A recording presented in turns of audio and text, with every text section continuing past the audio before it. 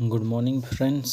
तो आज हम लोग सीखेंगे क्लास 10th की एसएसटी में हिस्ट्री का एक नया चैप्टर जिसका नाम है the rising of nationalism in Europe, यानी कि यूरोप की क्रांति के बारे में हम लोग सीखेंगे।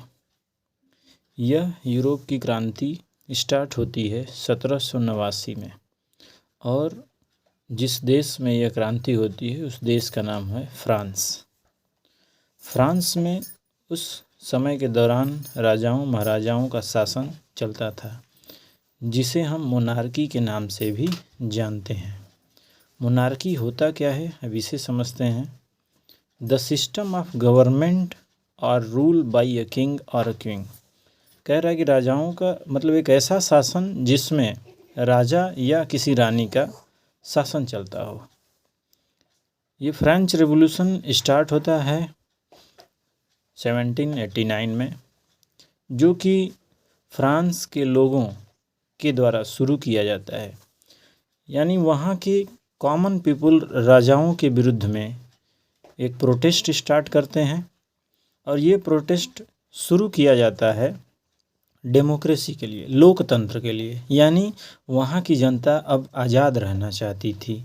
आज़ाद मतलब किसी भी प्रकार के शासन व्यवस्था से बंधना नहीं चाहती थी, वो शासन व्यवस्था जो कि राजशाही हो। तो हुआ यूं कि फ्रेंच रेवोल्यूशन के दौरान कुछ चेंजेस आए, कुछ परिवर्तन आए। वो परिवर्तन निम्नलिखित हैं। उन परिवर्तनों के बारे में जानने का प्रयास करेंगे। तो पॉइंट है हमारा major changes during French revolution. ये French revolution major changes during French revolution के नाम से जाना जाता है। ये पॉइंट, इसके दौरान या इस पॉइंट में यह चीज़ें बताई जाएंगी कि जो फ्रेंच रेवोल्यूशन हुआ उसमें कौन कौन सा परिवर्तन आया फ्रांस में।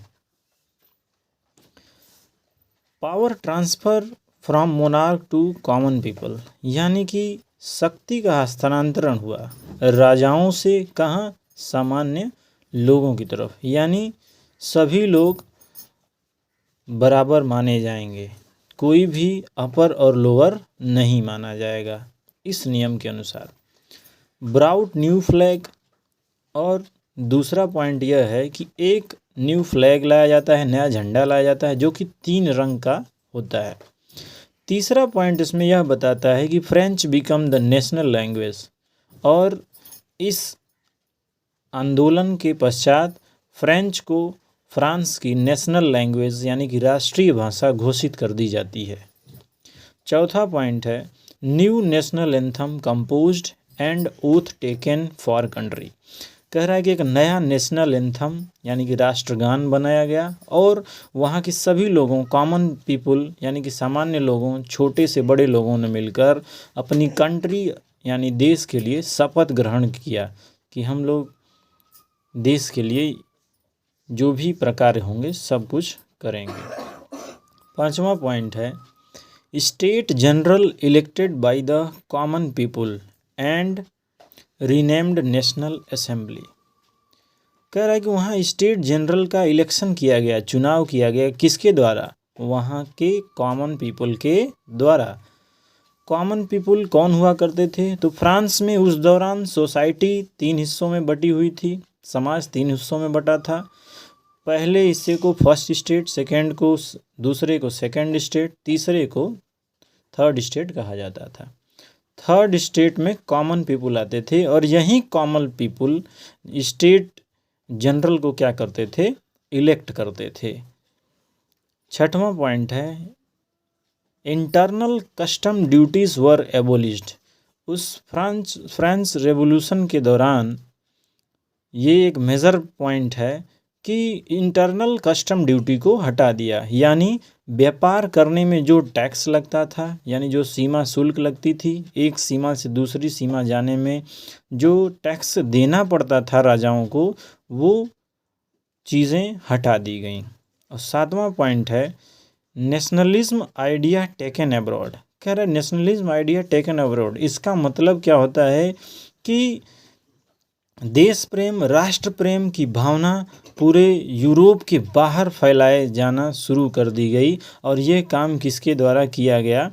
ये काम फ्रेंच आर्मी के द्वारा शुरू किया गया। यानी अपने देश के प्रति प्यार, अपने कल्चर के प्रति प्यार, इस प्रकार की भावना पूरे यूरोप में फैलाई जाने लगी।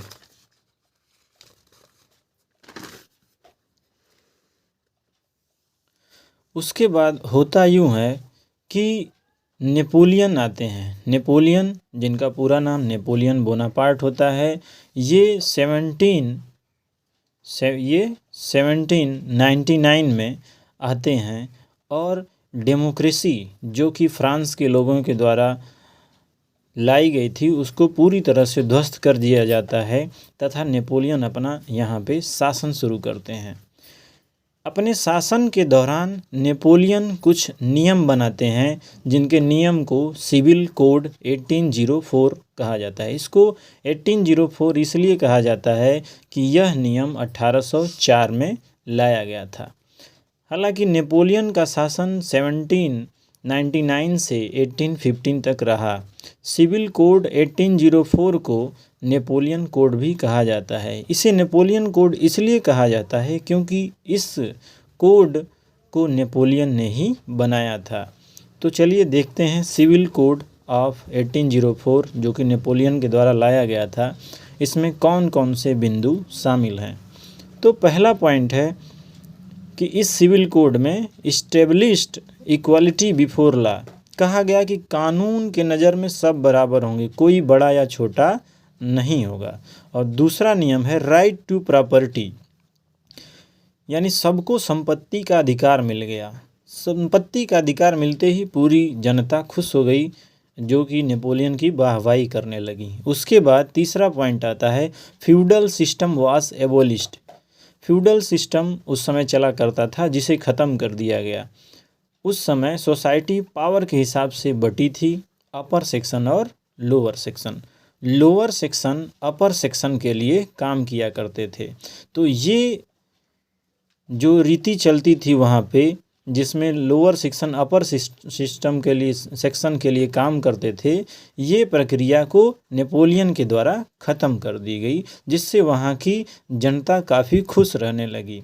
चौथा पॉइंट आता है कि फ्रीड प्रेजेंट फ्रॉम द सेर्फडॉम। इसका मतलब होता है कि लोअर सेक्शन जैसे किसान अपर सेक्शन के लिए जो काम करता था उसे ख़त्म कर दिया, यानी कि अपर सेक्शन लोअर सेक्शन को ज़बरदस्ती किसी भी काम को नहीं करवाएगा। पांचवा पॉइंट है नेपोलियन कोड का गिल्ड रिस्ट्रिक्शन वर रिमूव्ड। गिल्ड रिस्ट्रिक्शन का मतलब होता है व्यापार कर, सीमा शुल्क, यानी कि यदि आप एक सीमा से दूसरी सीमा में जाते हैं तो आपको कुछ न कुछ पैसे देना पड़ेगा उस साम्राज्य को, उस राजा को जिस क्षेत्र में जा रहे हैं। वो चीज़ ख़त्म कर दी गई जिससे ट्रेड फ्री हो गया, व्यापार आसान हो गया। एंड छठवां पॉइंट है transport and communication system were improved. कह रहा है कि नेपोलियन के कोड में ट्रांसपोर्ट एंड कम्युनिकेशन, कह रहा है कि संचार के माध्यम में बढ़ोतरी लाई गई तथा व्यापार के माध्यम में भी साथ साथ। कह रहा है कि नेपोलियन ने इतने सारे रूल लगाए जो कि वहाँ के लोगों के लिए बहुत अच्छे माने गए, जिसके बाद वहाँ के लोग नेपोलियन को हीरो समझने लगे और एक अच्छा आदमी मानने लगे। लेकिन नेपोलियन के इस कोड के कुछ या उसके रूल के, उसके नियम के या उसके शासन के कुछ खामियां भी हैं। बाद में चलकर नेपोलियन ने टैक्स को इतना ज़्यादा इंक्रीज़ कर दिया कि जनता टैक्स को भरने में असक्षम रहने लगी। यह ड्रॉबैक ऑफ नेपोलियन रूल है, फर्स्ट रूल। सेकेंड रूल ये कहता है कि सेंसरशिप वर इम्पोज्ड। सेंसरशिप का मतलब यदि नेपोलियन जो कार्य कर रहा है या जो कार्य नहीं कर रहा है उसके विरुद्ध में न कोई बोलेगा, न कोई किसी भी प्रकार की किताब और न्यूज़पेपर में कुछ भी लिखेगा। यदि कोई भी इस प्रकार का कार्य करता है तो उसकी हत्या कर दी जाएगी।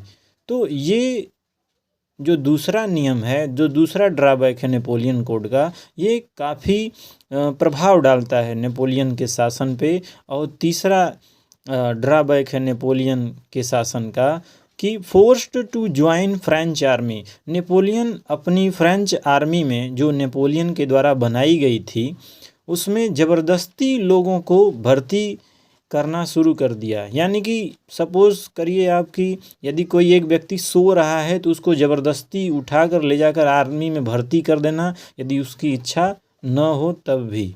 इसे नेपोलियन की सबसे बड़ी गलती मानी जाती है, क्योंकि नेपोलियन पूरे यूरोप पर कब्जा करना चाहता था और इसीलिए वो ज़बरदस्ती फ्रेंच आर्मी में लोगों की भर्ती कर रहा था। Thank you.